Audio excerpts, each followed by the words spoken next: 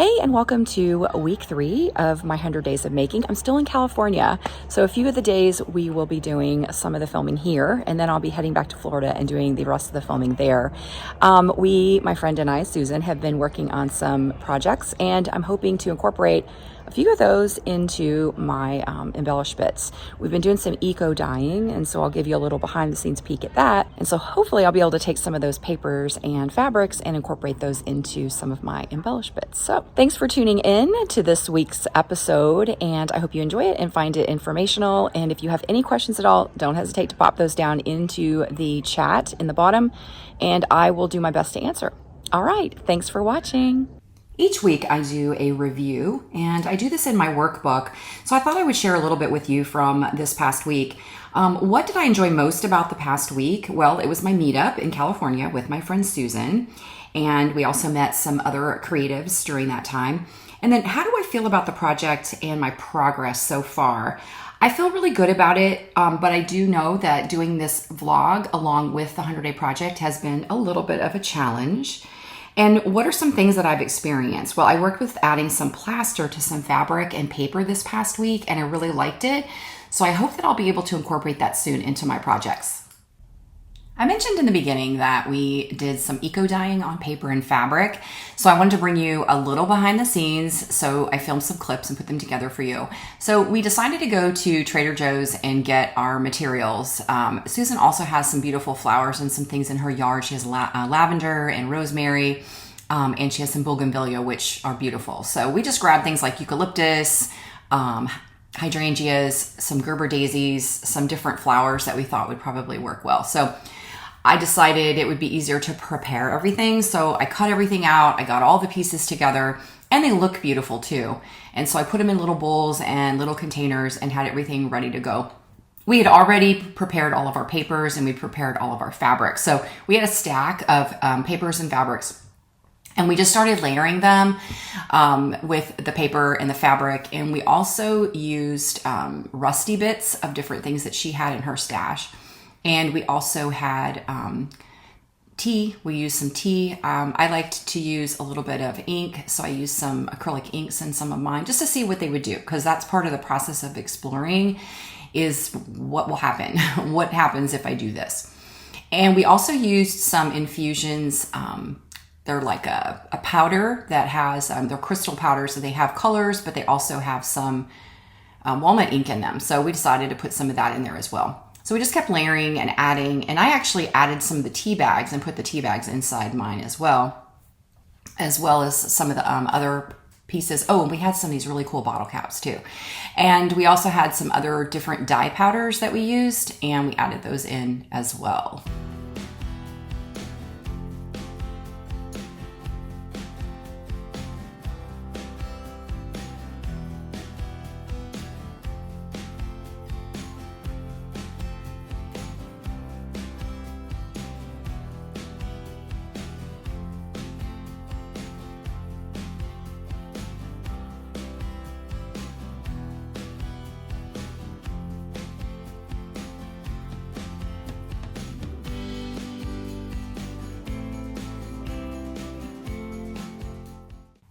Once we were finished, we tied all of our bundles together and we simmered them in a hot pot. This is pretty standard for doing eco dyeing of papers and fabrics.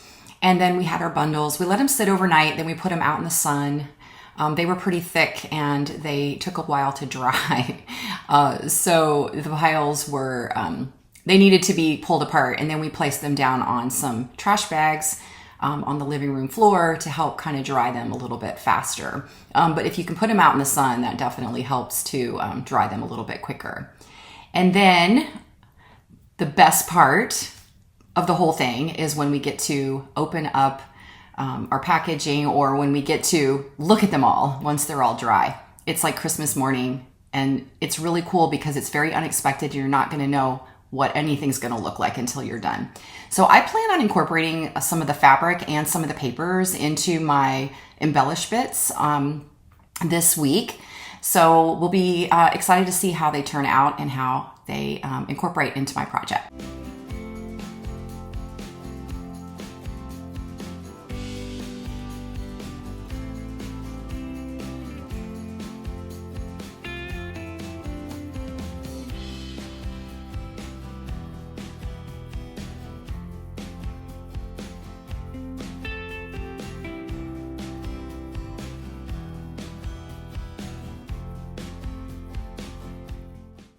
And Zoom art sessions, of course, are always fun. I have a friend who lives in England. Her name is Claire, and I like getting together with her to do some Zoom calls where we can create and catch up. And this is perfect too for me because I get asked, do you create one embellish bit? Like you sit down, you create the embellish bit, and then you're done. Sometimes I do. And then sometimes I like to, what does my friend say? I don't know if it's like pre-stage or it's some term where it's like, I kind of prepare the parts and place things down. Auditioning, I think is what she says. I think that was Susan that said that. I can't remember, but it's where I just kind of place the pieces down and I experiment and I place more pieces down and just kind of see what looks good, what I like. And then I clip them together as I go with these little, they're called Wonder Clips. They use them in sewing. And so you can see here in this video clip, especially up to the left-hand side, there's folded papers, there's some bits of fabric, and there's just little things that I like to put together just to kind of experiment and see, hey, does this look good? Does that look good? And then I like to place them down and kind of experiment with them to see if it'll end up working out for me. And then I just kind of collect them and I save them. I don't always use them that way. Sometimes they don't work out and sometimes they do. But for the most part, this helps me if I can't really like sit down and just do one full together.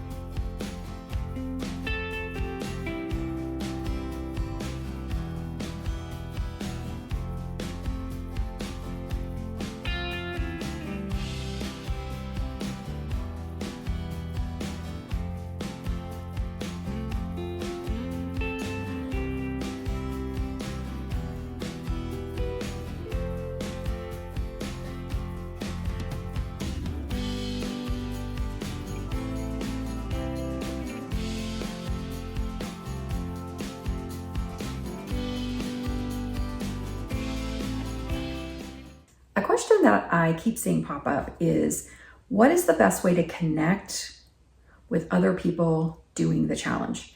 And it's not as easy as it used to be because Instagram has kind of made hashtags really not searchable like they used to be. I'm still using them and I still have my own hashtag for the project, which is 100 days of embellished bits, but you can kind of use the hashtags, but they don't really work like they used to. So a couple of suggestions. Number one, I would follow the Instagram account for the 100-day project, and it's do the 100-day project. So it's the @do the 100-day project. So I would absolutely follow them and I would watch their stories every day. They're doing a fantastic job sharing posts that everybody's making. And this way you can even find some accounts and some things and like, hey, I want to follow that person. I want to see what they're doing. So I encourage you to do that. Also, if you have not signed up for their newsletter, I would go to their website and sign up. They have a free version, and then there's an optional paid version where you just get more interaction and you get prompts and different things. And it's the100dayproject.org. So I would definitely sign up if you haven't signed up to be on their email list. Definitely do that to get on their newsletter. So for sure, follow them, follow their stories on Instagram, and that way you can find some new accounts and some people that you haven't discovered, and you will be able to see what everybody else is doing. And you could also try to follow the hashtag, the 100-day project. But again, hashtags are just not quite what they used to be. What I would recommend is if you find some accounts that you really like and you want to share love, I would make them your favorites, mark them as your favorites, so then you can go and just look at your favorites if you want to just see those that are doing the project. The other thing you can do is if you see some things you really like, you can save them and then create a folder. Maybe just create a folder that says 100-day project. I call it a folder. I think it might be a group. I can't remember what Instagram calls it. And then you can go back to that and just see all the posts that you saved to it that were related to the 100-day project. So that's what I recommend you do. And if you, if you're, I know it's a little bit into the project right now, but there are some groups out there that you might even just connect with some others. And if you are doing the project and you see some others that are doing it and you might want to connect, absolutely reach out and direct message them. But definitely share the love. And if you're not doing the 100-day project, share the love with those that are, because it's a big undertaking and it would be awesome to have some encouragement. So that's the question that I wanted to answer in this episode. So I hope that you will take a look at that account, get on their newsletter, email list, and all right, I will see you in the next clip. And I'll keep watching for more questions and I will do my best to answer those as we go along.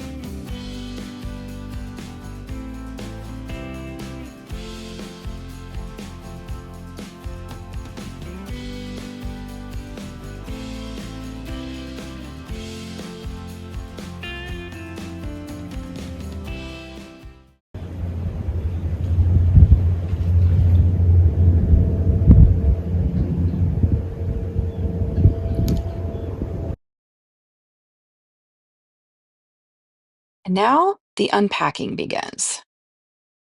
I was able to take out a few of my items from my trip to work on a few more of my days.